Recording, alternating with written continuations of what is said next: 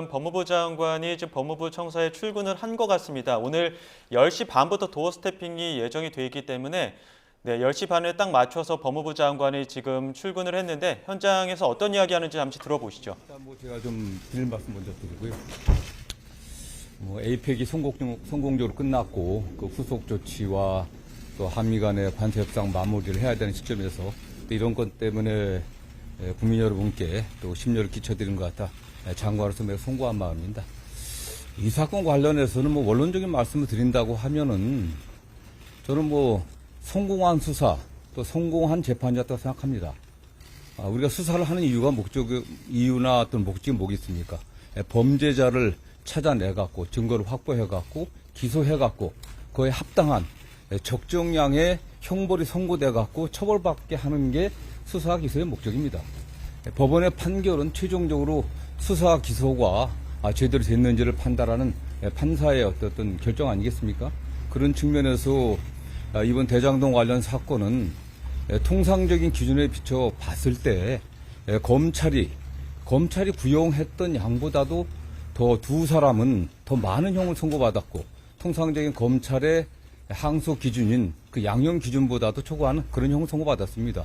저는 그렇기 때문에 이 사건 관련해갖고 수사한 검사들도 최선을 다해 나름 수사를 했었고 물론 여기에 관련해서는 수사 과정에 여러 가지 문제점이 있었다는 얘기도 좀 많이 나오고 있습니다. 또 공판 검사들도 최선을 다해 공판 유지를 해갖고 공소 유지를 해서 그에 합당한 결과를 냈다고 생각합니다. 특히 가장 핵심적인 유동규에 관련해서는 7년 구형했지만 8년형이 선고됐습니다. 아시는 것처럼 검사가 최종 그 재판에서 구형을 하는 것은 수사검사가 수사를 한 검사가 검찰의 내부 기준에 맞춰갖고 이런 정도면은 최대한을 구형하는 겁니다. 그 구형보다도 판결 선고량이 더 많이 나왔습니다. 물론 법원의 판결 내용에 일부 법리적인 해석의 관점에서 약간의 차이가 있었지만은 전체적으로는 수사 결과에 대해서 법원에서는 제대로 판단했다고 좀 보고 있습니다. 네. 대검사청으로부터는 항소가 필요하다는 취지의 보고를 받으셨던 건 맞으세요? 저는 맨 처음에 이 사건 결과 법원 선고 나왔을 때 통상적으로 중요 사건 관련해서는 검찰 통해서 법무부에 보고가 옵니다. 보고가 왔고 그렇게 선고가 됐구나. 그런 정도 보고받았고 그다음 항소 여부는 신중하게 알아서 판단해라. 맨 처음에 그렇게 얘기한 것 같습니다. 그러면 그 대검의 의견을 전달을 했다는 게 그 항소는 신중하게 좀 고려해라 그런 의견을 전달을 했던 게 맨 처음에 사건이 그냥 보고되면은 그렇게 했으니까 알아서 잘 판단하러 한 거고 그 이후에 제가 이게 한 일주일 안에 항소를 해야 되니까 며칠 제가 사실 지난주 같은 경우는 아시는 것처럼 국회에서 경제 분야 또 경제가 아니죠. 국회 그 예산 그 종합 질의가 있었고 우리 법사위도 예산 질의 및 또 현안 질의가 있었습니다. 그거 준비하느라고 정신이 없어갖고요. 크게 신경은 안 쓰고 있었고 그 다음에 제가 알기로는 대검의 의견이 이게 항소 필요성이 있다 그렇게 보고받은 것으로 알고 있습니다. 그때쯤에 처음이 아니라 두 번째 보고 왔을 때 신중하게 판단하면 좋겠다.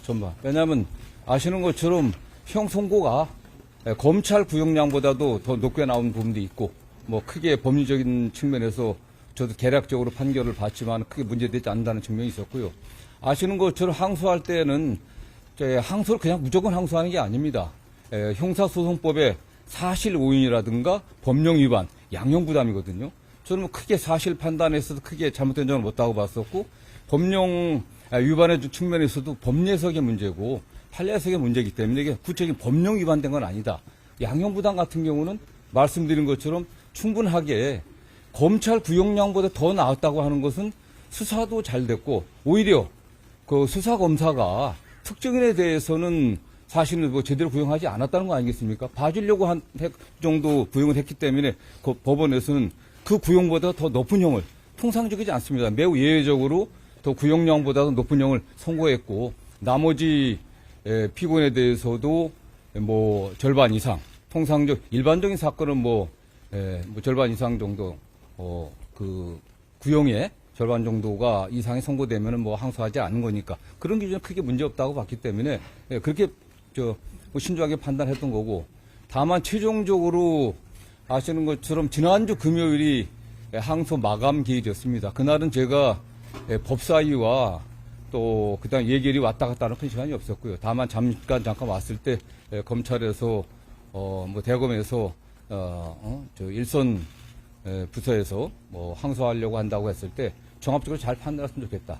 왜냐하면 이 사건 자체가 뭐 수사나 기소에 있어도 크게 문제가 없었기 때문에 자꾸 일부 많은 언론에서 이게 수사 기소가 잘못됐다고 이야기하는데 수사 기소의 최종 결론이 형이 양형 아니겠습니까? 양형에서 충분했기 때문에 이 사건을 계속 가져간다고 하는 게 그게 큰 뭐 도움이 될 것이냐. 저는 나름대로 그런 판단이 있었고 다만 더군다나 제가 그날 오후에 여러분도 아시는 것처럼 남욱 씨가 다른 재판에 그 재판 과정에서 매우 큰 상당히 그 뭐라고 할까 저는 상당히 충격적인 어떤 증언을 했습니다.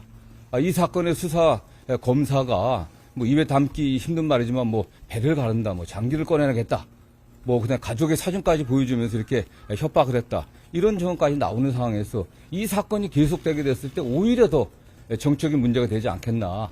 그 다음에 수사 과정과 관련해서는 최초 수사부터 더 많은 말이 있었습니다. 유동규 씨 관련해서는 그가 수사에 협조해주는 대가로 오히려 양형을 거래한 게 아니냐 이런 의혹도 제기됐었고 특히 당시 검사가 유동규 씨를 불러갖고 24시간이나 접견 면담하면서 아무런 기록은 남기지 않았고 오히려 증언이나 증거를 조작한 게 아니냐 모해 위증하려고 한 게 아니냐 아니 이런 의혹도 그 당시 많이 제기됐었습니다. 저는 그렇기 때문에 이런 것들이 지금 검찰이 매우 어려운 상황입니다. 검찰청 폐지 수사권 박탈이라고 하는 국민 요구에 따라 갖고 공소청 중수청이 설립되고 검찰 개혁을 어떻게 해야 될 것인가 하는 이런 문제가 있는데 정말 이런 정치적인 사건 때문에 이게 정상적이지 않은 사건이지 않습니까? 이런 정치적인 사건 때문에 검찰이 계속 이 사건에 매달려 있는 것이 좀 바람직하지 않다고 판단했습니다. 저는 그래서 다만 저는 제가 법무부 장관 취임해갖고 구체적 사건에 대해서 이래라 저래라 지시하지 않는 것이 원칙으로 삼았습니다. 왜냐? 과거에 보면은 사실상 구체적 지시를 계속 해왔습니다. 해왔기 때문에 한동훈 법무부 장관, 전임 법무부 장관이 뭐 검찰이 자살했다고 얘기하는데 과연 전직 검찰 출신의 법무부 장관으로서 할 수 있는 얘기는 전 납득이 안 됩니다. 본인은 어떻게 했습니까? 윤석열 대통령 그 징계 사건 관련해 갖고 1심에서 승소했는데 항소 본인이 장관 취임, 정권 바꿔 장관 취임하자마자 변호인들 바꿔 갖고서 사실상 침대 축구하듯이 재판장이 왜 증인 신청 조치하지 않느냐 이렇게까지 핀잔을 듣고 결국 패소하지 않았습니까? 그리고 대법원에 상고 포기하겠습니다. 전임 장관 때 일이지, 전 정권 때 일이지만은 내란 수괴인 윤석열 대통령이 도대체 어떤 국민도 상상하지 못했던 기간 계산을 갖다가 형사소송법이 만들어진 이래 일자로 계산하던 기간을 갖다가 시간으로 계산해갖고 구속, 취소, 석방하는데 검찰이 어떻게 했습니까? 일선 검사들이 과연 여기에 대해서 제대로 반박했습니까? 그러지 않았습니다. 일부 거기에 대해 적절치 않다는 의견을 제시했다고는 보지만 검찰총장이 사건 지휘해갖고 거기에 대해서 항고하지 말라고 했을 때 아무 얘기 안 없었습니다. 저는 이런 상황에서 그러나 저는 그럼에도 불구하고 장관으로서 구체적 사건에서 이래라 저래라 하지 않는 것이 원칙으로 삼았고 제가 매일 보고 봤습니다. 이런 형사사건도 공공형사사건 그 다음에 일반 형사사건 그 외에 일반 민사소송 다양한 종류의 사건뿐만 아니라 여러 가지 검찰 사무에 관련해서 감독권자니까 보고를 받지만 이렇게 해라 저렇게 해라 하는 그런 지침을 준 바는 없습니다. 다만 보고를 받으면 제가 경험한 어떤 사건의 맥락들 받고 이런 걸 좀 참조했으면 좋겠다. 이런 정도 의견을 제시해 왔고요. 제가 법무부에 있을 때 이 사건에 관련해 갖고 맨 처음 사건 결과 보고 봤을 때는 상당히 중형이 나왔네. 어떻게 예상보다 좀 많이 나왔고 오히려 그런 제가 표현 정도 했던 거고 두 번째 항소 포기와 관련된 보고는 제가 한 3, 4일 정도 후에 받았던 것 같은데 좀 신중하게 잘 판단해라 했던 거고 여러분들이 궁금하신 7일날까지 저는 이렇게 될 거라고는 생각 자체를 안 했습니다. 7일날 오후는 법사위와 예결이 왔다 갔다 하느라고 정신이 없어 갖고요. 그 당시는 보고 왔을 때 좀 여러 가지를 고려해 갖고 신중하게 합리적으로 잘 판단했으면 좋겠다. 이런 정도 제가 의사 표현했습니다. 일각에서는 이번 대장동 사건 관련 이제 법무부에서 의견을 낸 것이 사실상 개별 사건에 대한 수사 지휘가 아니냐라는 지적도 나오고 있는데 일단 신중하게 판단해라는 의견만 전하셨다. 그런 정도였습니다. 예, 근데 그 수사팀 관계자가 공개적으로 이제 글을 쓴 데에는 장관이랑 차관의 반대 때문에 항소 포기가 이루어졌다. 이런 지적이 나오고 있거든요. 수사팀은 뭐 그게 추측 아니겠습니까? 그게? 수사팀에 있어서는 저는 뭐 상당히 그런 말씀을 하신 분들의 저희가 좀 의심스럽습니다.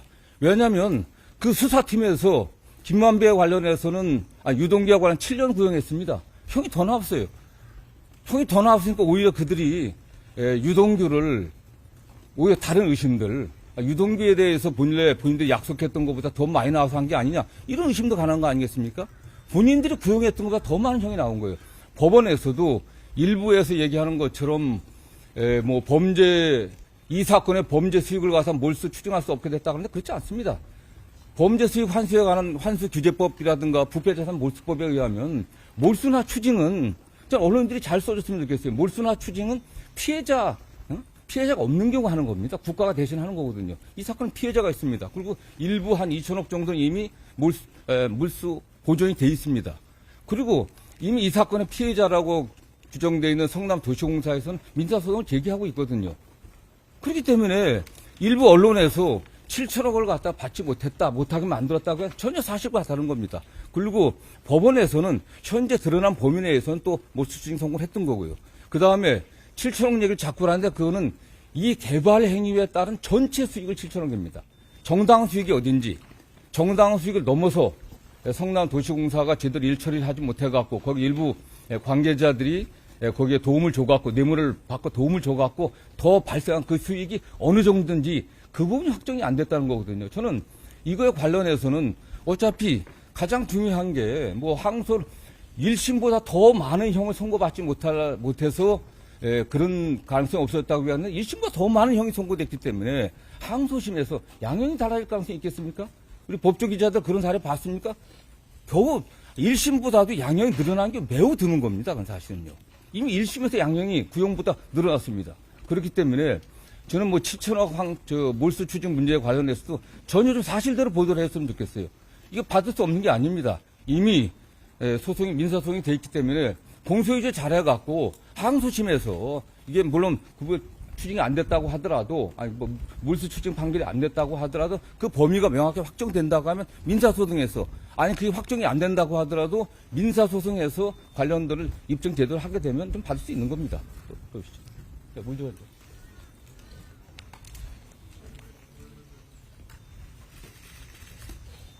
사실 이 대검찰청 예규를 좀 봤을 때 네. 선고 형량과는 무관하게 어떤 뭐 정의라든지 형평을 고려했을 때 타당성이 어느 정도 있다고 보면 항소할 수 있다는 규정이 바로 그렇죠. 이게 정의의 관점이나 형평의 관점이나 수사 과정의 문제점 봤을 때 이 판결이 그게 항소할 사유입니까?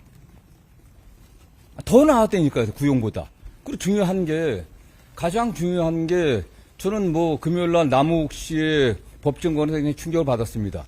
저도 이 사건에 관련해서는 뭐 쭉 처음부터 수사 개시부터 쭉 이렇게 관심 있게 지켜봤고 많은 수사 과정에 있는 문제점들, 특히 불법적인 수사라든가 증인의 회유 같은 게 있었다 이런 소리를 많이 들었었는데 결국 당사자 중에 한 사람이 지금 사실은 법원에서 아주 엄청난 폭로를 한 거 아니겠습니까? 그런 정도의 뭐 배를 가르겠다는 정도의 어떤 그런 위협이 있었다고 하면 누가 거기에 대해서 수사 협조하지 않겠습니까? 그렇기 때문에 수사 과정에 있어서 좀 문제점 들여다봐야 된다고 생각하고 있고요. 관련해서는 법원에서도 이 사건이 첫 수사팀이 계속까지 수사한 게 아닙니다. 1차 수사팀이 있었고 정권이 바뀌니까 수사팀은 완전히 바꿨습니다. 그 후에 달라진 거거든요, 사실은요.